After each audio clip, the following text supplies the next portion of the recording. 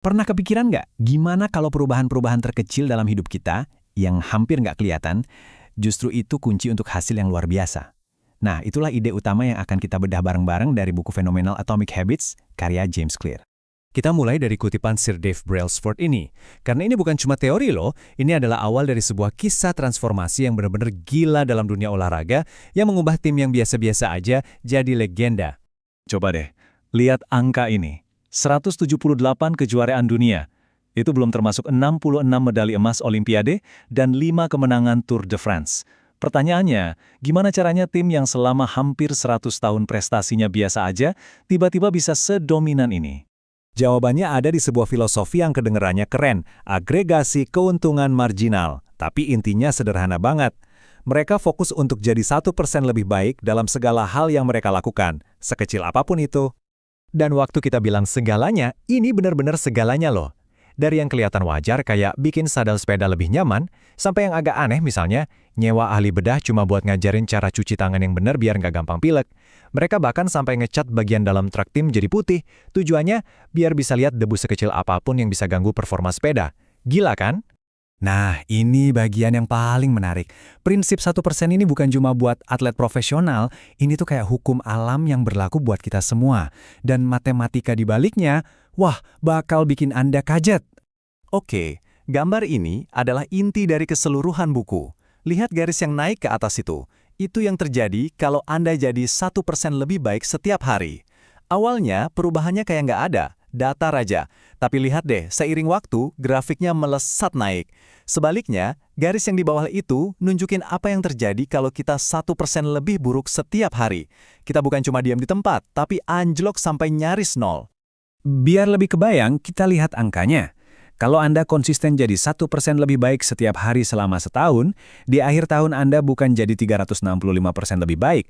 Tapi, berkat kekuatan efek majemuk, Anda akan jadi hampir 38 kali lebih baik dari titik awal Anda.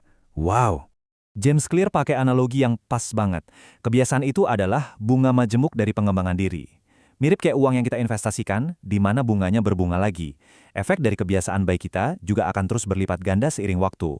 Oke, tapi kalau memang sekuat itu, kenapa ya kita sering banget gagal? Kita semua pasti pernah kan, semangat di awal mau bangun kebiasaan baru, tapi kok rasanya lama banget hasilnya, dan akhirnya jadi frustrasi. Nah, mari kita bahas realita pahit ini. Pernah ngerasain ini kan? Udah lari tiap pagi sebulan, kok badan masih gini-gini aja? Udah mulai nabung, kok ia belum kaya-kaya? Rasanya kayak semua usaha kita tuh sia-sia, nggak ada hasilnya sama sekali.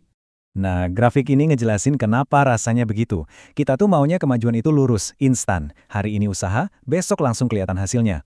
Tapi kenyataannya, seringkali ada jeda waktu. James Clear menyebutnya lembah kekecewaan. Di fase ini, kita ngerasa nggak ada kemajuan. Padahal, yang paling penting untuk diingat adalah usaha Anda nggak sia-sia. Usaha itu cuma lagi disimpan, nunggu saat yang tepat untuk meledak. Bayangin deh, ada es batu di ruangan yang suhunya 29 derajat. Terus suhunya kita naikin jadi 30, nggak terjadi apa-apa. Naik lagi jadi 31, masih nggak terjadi apa-apa. Tapi, begitu suhunya nyentuh 32 derajat, esnya mulai meleleh. Nah, momen terobosan itu bukan cuma karena 1 derajat terakhir kan, tapi karena akumulasi panas dari derajat-derajat sebelumnya. Kebiasaan kita juga persis kayak gitu. Ini membawa kita ke sebuah perubahan cara pikir yang paling krusial.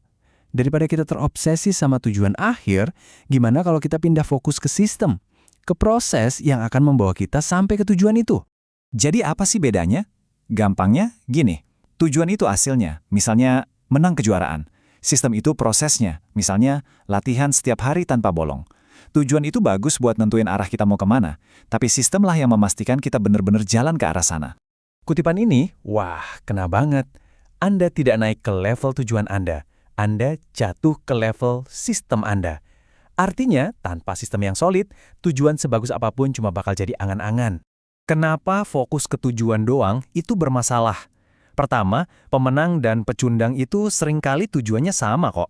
Yang beda itu sistem mereka.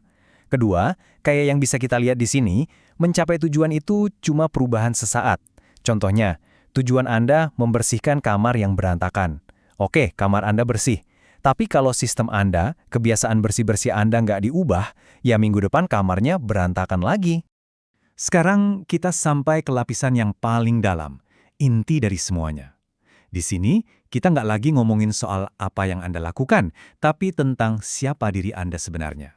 Perubahan itu punya 3 level. Paling luar itu hasil, misalnya turun berat badan. Di tengah, ada proses, yaitu rutinitas olahraga Anda.